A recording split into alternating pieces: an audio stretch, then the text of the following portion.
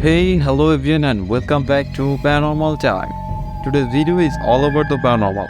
Whether you are a believer or skeptic, there is no denying that the idea of ghost spirits and other supernatural entities has captivated people for centuries.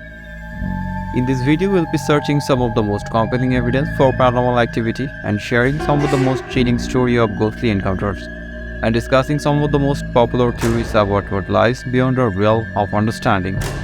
So turn off the light, grab a blanket and get ready to explore the mysterious and often terrifying world of the paranormal time. Let's get started. Today I'm going to tell the dark path story. First, an apology if you see any mistake.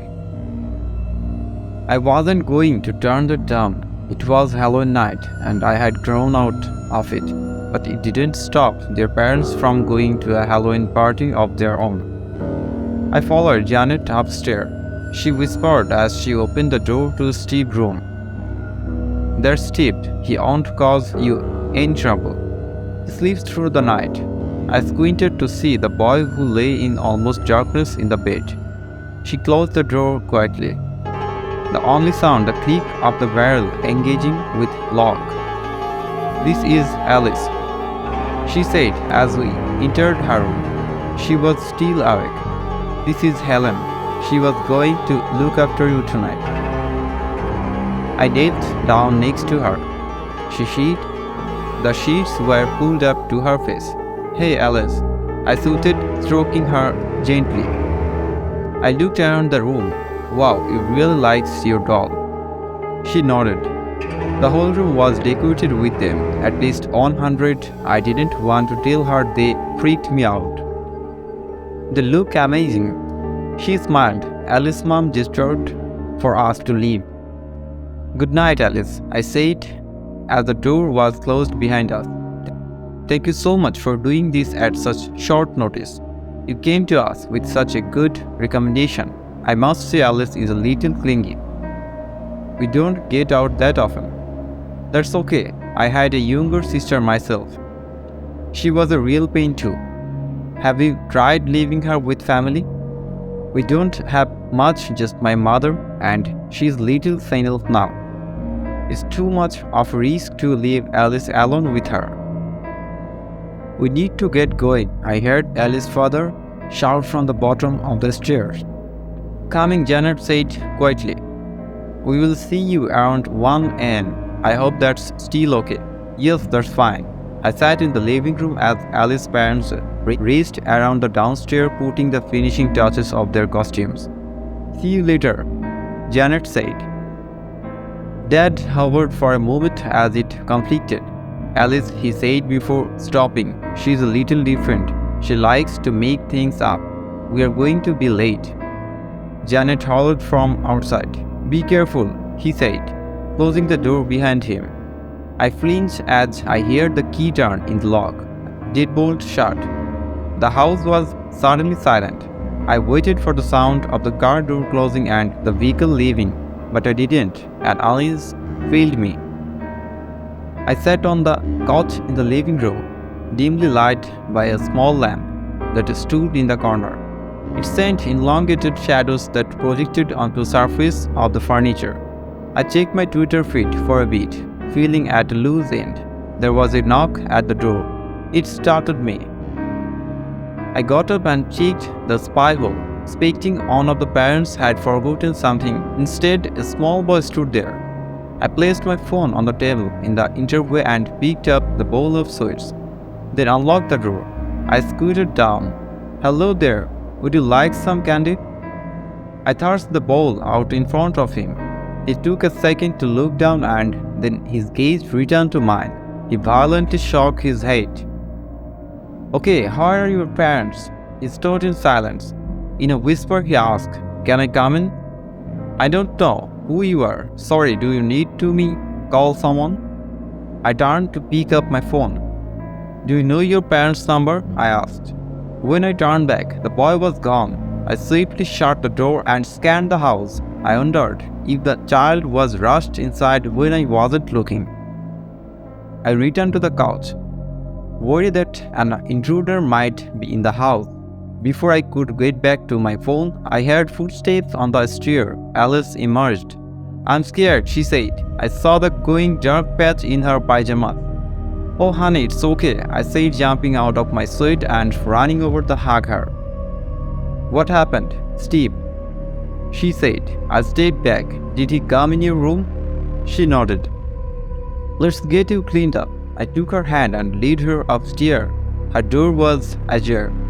Where's your clean clothes? I asked. She pointed to dresser. Barely lit by the landing light, I opened the drawers on a dime until I found some clean pajamas. Where are the towels? She pointed to the bathroom. I turned and picked up a clean towel that rested on a radiator. The fabric was warm to the touch. I cleaned her off and she got into her fresh clothes. Her bedsheets were dry, so I put her back to bed. Are you okay now? She nodded. I stayed for a moment, stroking her hair. My eyes darted to the dolls. All of them were facing the wall. Alice, why are the dolls facing the other way? They were scared too. I noticed my pulse and increased, and slight clammy wetness and gathered on my bow. I pretended I was fine. Are they scared now? She shook her head. Can I turn them back around? She nodded again. One by one I turned the doll. Not by their heads, Alice said, slightly annoyed. I don't know if it was her tone or the fact she saw them as the other than inanimate objects, but I relented. I picked them up their dresses, carefully putting them back into place. When I finished, Alice spoke. Can I have jelly? She asked. Which one's jelly? She pointed to the one corner. Its dress was threadbare and the hair was falling out. Are you sure you want that one and not this one? I picked up a really nice looking one in a pink dress. She shook her head. I gave her to the dolly. She held it tight and before I knew it, she was sleeping again. I picked up the solid clothes. Smelling the familiar scent of ammonia, the pajamas were damp. I closed the door and peeked into Steve's room. He was fast asleep, just like when I saw him earlier. I jumped as I heard the door to Alice's room violently shake. I dropped the clothes and opened the door. Alice was fast asleep. My heart was racing, and ice cold chin tinged down the spine as I saw the all dolls were facing the wall again. Jilly now sat on the top of Alice's tall chest of the downstairs, peering in the room. Way too high for Alice to put up there. Alice, I said a hushed tone. All I heard was an ever so slight snore.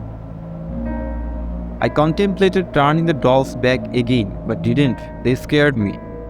On edge, I closed the door, feeling all the more alone. As I descended the stairs, I heard another knock at the door. I picked up the candy bowl and unlocked. An old woman stood there. Who are you? She asked politely. I'm Helen. What are you doing in my house? I'm sorry, I questioned. Who are you? I'm Ewan's, Alice's grandfather.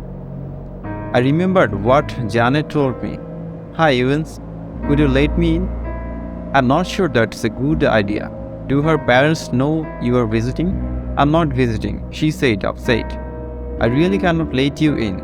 Alice is in trouble, she said. She's fine. She's sleeping upstairs. I said, no, her brother will try and hurt her. I think I have got this. She moved towards the door and I slammed it in her face. As soon as I did, I felt a pang of remorse. I double-locked the door and peered through the spy hole. She still stood there. I picked up my phone and dialed Janet's number. I jumped as I heard the ringtone from inside the house. I kept the call open, searching the house for the ringing phone. I saw the ring phone lit up the kitchen as it went. Answer phone. I hung up. I checked Janet's phone to see many missed calls from Mother. A large bang reverberated through the houses. It came from upstairs. I dropped the phone and ran. Alice's door was open. I rushed inside to see her eyes wide open. Her bed was covered in dolls. What happened?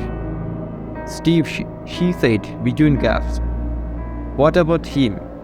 He came in my room. It's okay, he's your brother. What's wrong? He's under my bed. All the dolls were sat facing Alice. She couldn't have done this herself and gotten into bed. I kneeled down and peered under. I jumped when I saw a pair of eyes stare back at me. It was a jelly. It's only jelly, I said, picking her up and giving her to Alice. She shook her head before hugging it tightly. Apprehensively, I returned my cage. There was something else under there, breathing heavily. "Steve?" I asked. As a set of eyes opened, my body went numb. Petrified, I asked again.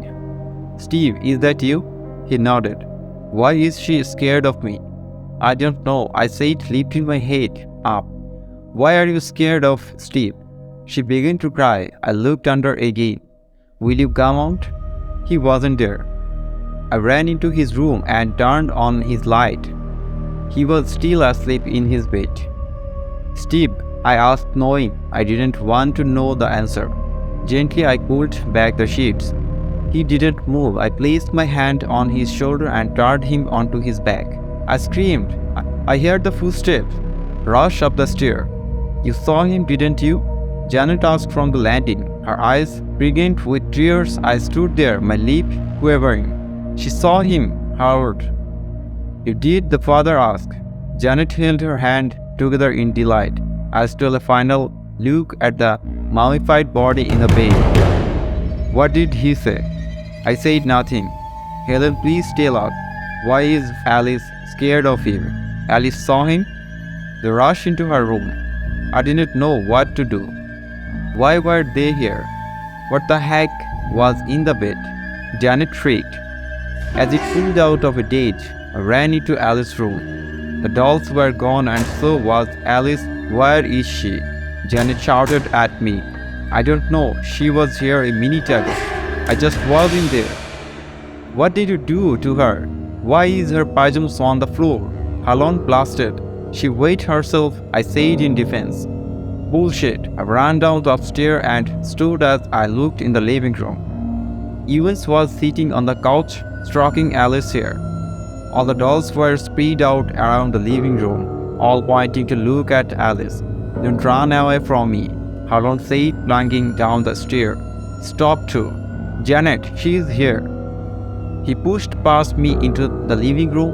"Stop," Ewan said, putting her arm around Alice. "What are you doing here?" "Protecting her from Steve." Janet arrived and her anger subsided. "Hello, honey," she said, creeping into the living room. "You have to get rid of the thing up there."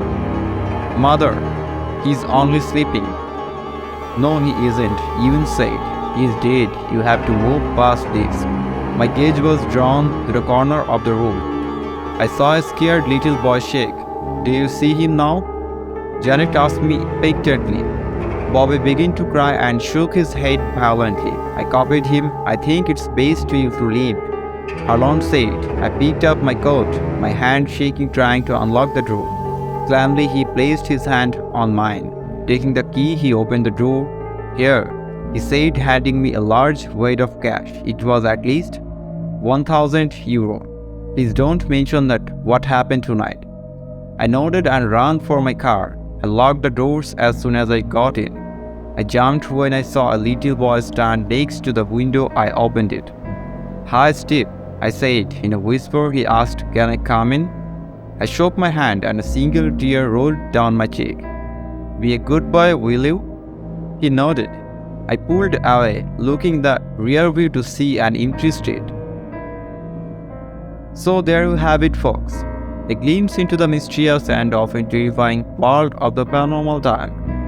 Whether you are a believer or skeptic, there is no denying the enduring fascination that people have with ghost spirits and other supernatural entities. We hope you enjoyed this video and that it has left you with some new insights and perspective on this intriguing topic. As always, thank you for watching and we will see you in the next one. Until then, stay healthy, stay tuned. See you in the next episode. Good night.